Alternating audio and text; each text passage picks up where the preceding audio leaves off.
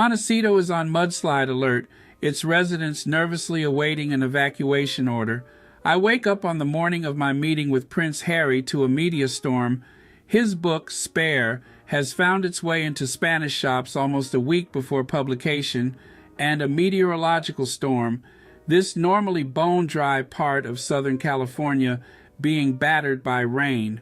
Both squalls are doing a good job of reminding me that while you might be able to run 5,000 miles from the source of your pain, you can rarely escape from it.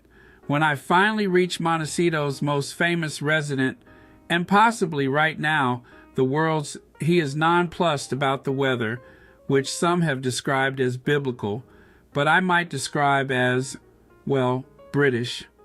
Prince Harry tells me that the day before I arrived, he put on his waterproofs and headed down to the beach in the pouring rain with his dog, Pula, ignoring all offers of an umbrella from those around him. I don't tell him that I already know this, having seen pictures of said outing on a website that morning. And yet, even with the threat of mudslides, the Duke of Sussex clearly feels safer here in his Montecito home than he ever did in the royal palaces where he grew up. You could hardly blame him. The house is a sanctuary, surrounded by acres of greenery, complete with chickens, a play area, and a teepee so lovely that I find myself jokingly asking if I can move into it. I am taken to a finca-style guest house where I find a generous spread of crudités alongside umpteen types of tea, served, of course, in the finest china. Soft music tinkles in the background. Candles flicker. It would all feel very relaxing were it not for the fact it is only a matter of hours since the book somehow leaked to the Guardian newspaper and went on sale early at a chain of Spanish bookshops. There is some amusement from Harry about how the passages on his frost-nipped penis might have come out in translation, but mostly he is sad and disappointed that the general public's first encounter with the contents of Spare will come not through reading the book itself, but via newspaper headlines. In the book, he describes those who work on Fleet Street as a dreadful mob of dweebs and crones and cut-rate criminals and clinically diagnosable sadists, and that's the more polite stuff. Am I mad to be speaking to him on the day that many of my colleagues are ripping him to shreds, especially knowing, as I do, that he has killed 25 members of the Taliban while on a tour of duty in Afghanistan?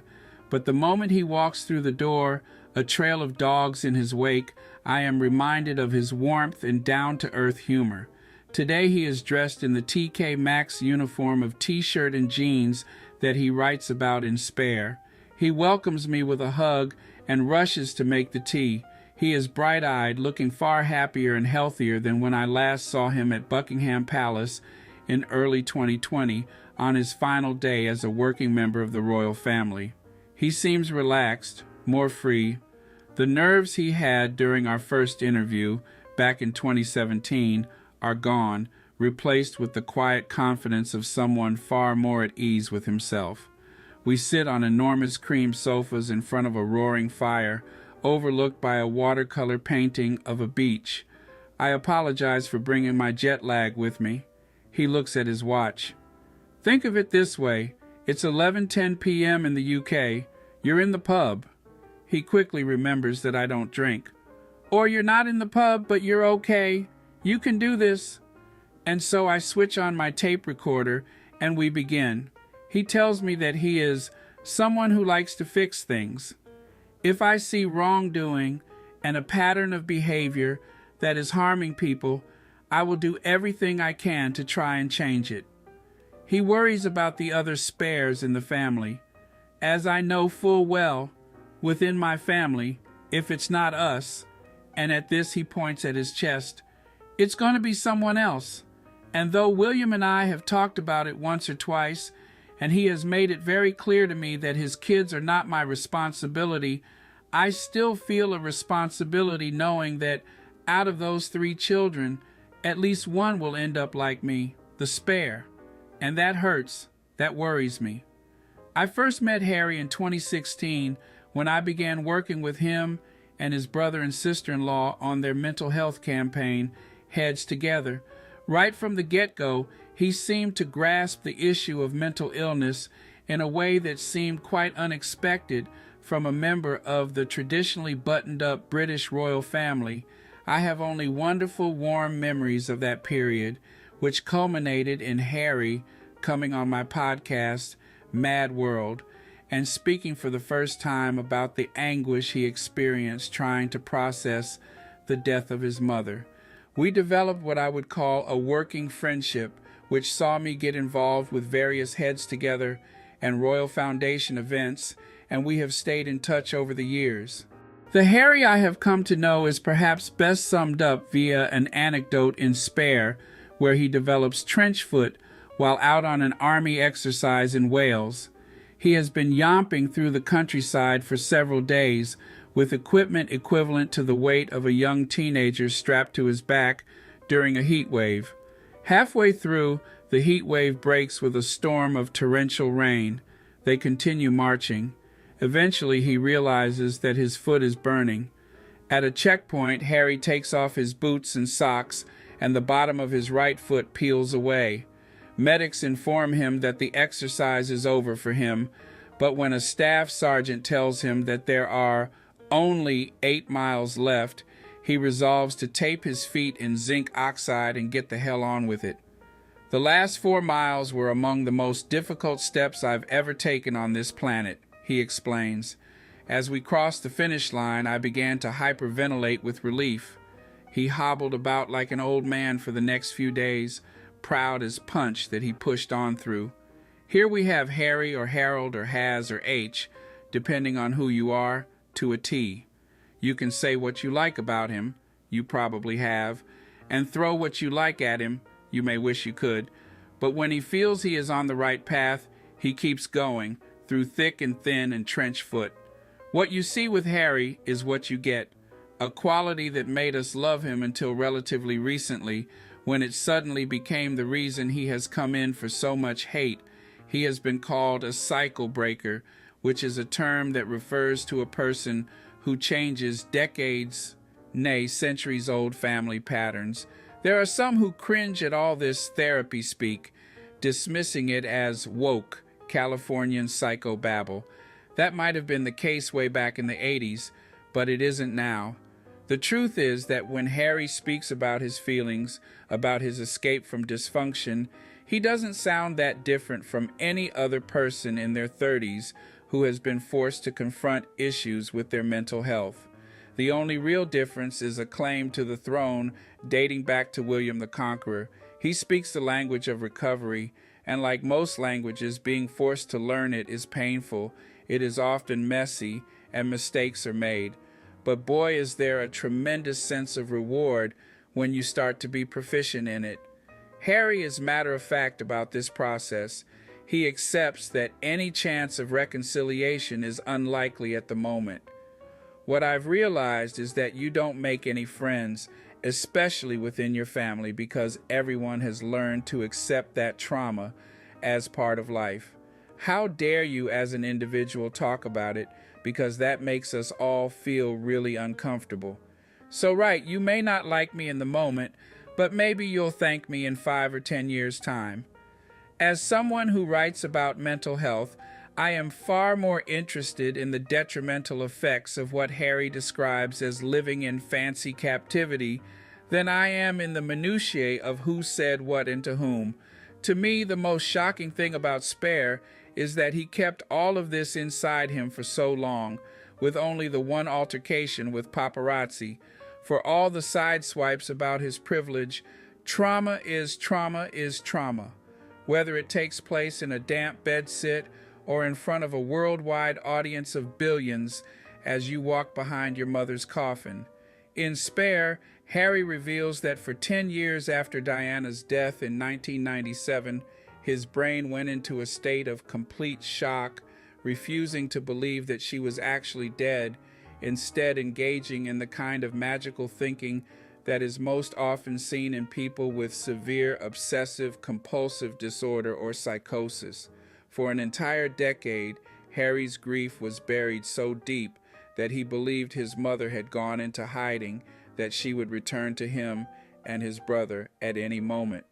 He refers to it throughout as the disappearance, a detail so heartbreaking that you would have to be cold-blooded not to be moved by it.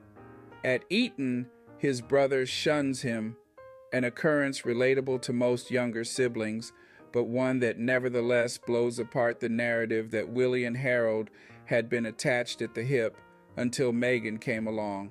At 15, he has his head shoved in a deer carcass, an act that is seen as an aristocratic rite of passage at Balmoral, but that would be seen as child abuse anywhere else in the world. At 16, he is splashed across the front pages of the papers and frog-marched by his father to spend a day at a rehab in Peckham because he has indulged in a spot of adolescent experimentation with cannabis. It's hard to see how this story would be justified today. All credit to him, really, I think, had all of this happened to me, that I would have been on even harder drugs by the time I turned 13. Lots of people go through lots of crap, he shrugs, when I express sympathy for the litany of misfortune he has gone through. His critics have accused him of playing the victim, and yet I find a man who is anything but. It's interesting because so many of those moments have made me the man I am today. Would I encourage Archie to stick his head inside a carcass? Probably not, but people who've experienced trauma deal with it in different ways. I think when it comes to me and William, the fascinating part is that we both experienced a similar traumatic experience. He wanted to talk about it when we were younger, which built up a little bit of resentment. It wasn't anything against him, I just didn't want to talk about it. And then as we got older, I started to go slightly off the rails and deal with it through drinking and drugs, and he went completely silent and completely shut down. And then my life started to alter and completely change because I wanted, or had no other choice, than to confront the very thing that I had been running from, or scared of, for all those years. He tells me that he wasn't walking around thinking of his mother the whole time. I was doing everything humanly possible not to think about her. Therapy, at first suggested by his brother, but properly engaged with once he got together with Megan, changed everything. It was like clearing the windscreen, clearing away all the Instagram filters, all of life's filters. It allowed him to deal with the guilt he felt about his inability to cry. In the years after his mother's death, before therapy, he shed tears only twice, once at the burial at Althorpe, and then years later on a skiing holiday with his girlfriend at the time, Cressida Bonus. I started to confront the idea that Mummy wanted me to cry, he tells me. I convinced myself that she must have wanted me to cry, that was the only way I could prove to her that I still miss her. He took ayahuasca, a psychedelic, with a professional. There is some research that the plant has positive effects on mental well-being. After taking ayahuasca with the proper people, he says, sipping his entirely non-mind-altering chamomile tea, I suddenly realized, wow, it's not about the crying. Diana wants me to be happy, so this weight off my chest was not the need to cry. It was the acceptance and realization that she has gone, but that she wants me to be happy and that she's very much present in my life. And now, as two brothers, if one of you goes through that experience and the other one doesn't, it naturally creates a further divide between you, which is really sad. But as much as William was the first person to even suggest therapy, I just wish that he would be able to feel the same benefits of that as opposed to believing what he doesn't need to. Harry claims that William thinks therapy has made him delusional. Maybe if the brothers had taken an ayahuasca trip together, none of this would have happened. As it is, Harry concedes that it couldn't be worse, but he sees Spare as a last resort, not as a reconciliation, but an attempt to get his side of the story out. He doesn't know the exact number of unofficial books that have been written about him, but believes it to be in 3 figures. He has been accused of airing his family's dirty laundry. But I always say, What's the difference between airing lies about your family through the British press or airing truth through a book? In my case, this is all contained in one place where I hold myself entirely accountable and responsible for what I am saying. I don't see why it's so ingrained in society that whatever happens in your family, you should never talk about it. That no matter what's happened, I can't do this, but they, the royal family, can, because of who they are and what they represent. The way I was brought up is that as a member of the royal family, you lead by example, so you shouldn't be able to use that privilege to get away with more things. No institution is immune to criticism and scrutiny, and if only 10% of the scrutiny that was put on me and M was put on this institution, we wouldn't be in this mess right now. It's so... He shudders and makes a guttural erg sound. It's so dirty, it's so dark, and it will continue and it will carry on, and I look forward to the day when we are no longer part of it, but I worry about who's next. He says he knows that the press have got a crap load of dirt about my family. I know they have, and they sweep it under the carpet for juicy stories about someone else. He tells me about some of the darkest moments in 2019. I was coming back to Frogmore after Archie was born, and I would walk into the nursery, and there she, Megan, was in floods of tears, tears dripping on Archie while she was breastfeeding him. That was a breaking point for me, and she is someone who doesn't read the stories. She would be dead if she was reading the stories. We talk about his reasons for doing this. This is not about trying to collapse the monarchy. This is about trying to save them from themselves. And I know that I will get crucified by numerous people for saying that. The question so many have put to him is it worth it? His response is simple. I feel like this is my life's mission, to right the wrongs of the very thing that drove us out, because it took my mom, it took Caroline Flack, who was my girlfriend, and it nearly took my wife. And if that isn't a good enough reason to use the pain and turn it into purpose, I don't know what it is. I tell him that from reading Spare, it seems clear that it nearly took him too. Yeah, I get the impression that he didn't want to exist, and then he met Megan, and he had an experience of, I want to live. I was never aware of how unhappy I was. I didn't allow myself to think about it. I put it to him that even if Megan is difficult, and I don't think she is, it is unlikely that the monarchy have never encountered a difficult member of the family before. But that's the thing, he nods. That's the unconscious bias. But they always tell on themselves. The press will tell on themselves, and the family will tell on themselves as well. You look back on the history of how many members of my family have shouted at staff, and that is apparently all forgotten about, and Megan's the bully. He shakes his head. It's like, what? No, no, no. The members of this family that are literally brought up within this construct have some issues to deal with. I talked to him a bit about the process of writing the book with the ghostwriter J.R. Moehringer. It was definitely cathartic. It was painful at times. It was eye-opening. In the book, he talks about the wall, a mental block in his brain that divides his life before and after his mother died.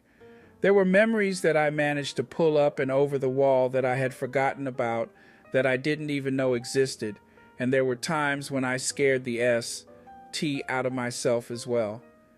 In what way? For example, Afghanistan. There were moments there that took me back. I would close my eyes and put myself back in the cockpit and fly those missions again, and JR was amazed by the level of detail that I could remember. He tells me that the first draft was 800 pages, whereas the finished manuscript is just over 400. It could have been 2 books, put it that way. Some stuff, such as his life-changing trip to Nepal in 2016, had to be removed because of space issues. And there were other bits that I shared with JR that I said, look, I'm telling you this for context, but there's absolutely no way I'm putting it in there. And why wouldn't he put those bits in? Because, he pauses, because on the scale of things I could include for family members, there were certain things that, look, anything I'm going to include about any of my family members, I'm going to get trashed for. I knew that walking into it, but it's impossible to tell my story without them in it because they play such a crucial part in it. And also because you need to understand the characters and personalities of everyone within the book. But there are some things that have happened, especially between me and my brother, and to some extent between me and my father, that I just don't want the world to know, because I don't think they would ever forgive me. Now, you could argue that some of the stuff I've put in there, well, they will never forgive me anyway. But the way I see it is, I'm willing to forgive you for everything you've done, and I wish you'd actually sat down with me properly, and instead of saying I'm delusional and paranoid, actually sit down and have a proper conversation about this, because what I'd really like is some accountability and an apology to my wife. His wife is up in the main house with the kids. We go there after the interview with a smiling Megan greeting me at the door. We spend some time together, drink turmeric lattes, and I get to see Harry in his element. Husband Harry, Dad Harry, the normal bloke in thoroughly abnormal circumstances. The children run around, the dogs jump on the cream sofas with muddy paws, and all as much as you would find it in any other home during the witching hour just before the kids' tea. Before I go, Harry is keen to show me another wall, one he feels a little bit more positive about than the screen that sprung up in his head after his mother died. It's a picture wall on a staircase, the kind found in homes all over the world. It features scores of framed photographs of his wife and children, alongside lovely handwritten cards from his grandparents. He has just finished putting it together, and as we admire it, I recognize that familiar look of pride I have seen on the face of my own husband, the look of a dad who has just completed a DIY task without destroying the plaster. It's tea time for the kids and the early hours of the morning for my jet-lagged brain, so I say my goodbyes to Harry and Megan, who pack me off with hugs and homemade jam. But I think about that wall for the whole of the drive back to Los Angeles, and then, on the plane, all of the way back to London. I think about the glee Harry found in it, the smile on his face as he showed me it. But mostly I think about how nice it would be for Harry's brother and father to see the wall, and one day maybe even have some of their own carefree photographs included on it. That's it for now. Please like, subscribe, share, donate, etc. If you would like to make a donation and you don't know how, to help support this channel, you can go to the comments section where you can find links to the Patreon, the PayPal, and the Cash App. Thanks for watching Royal Sussex.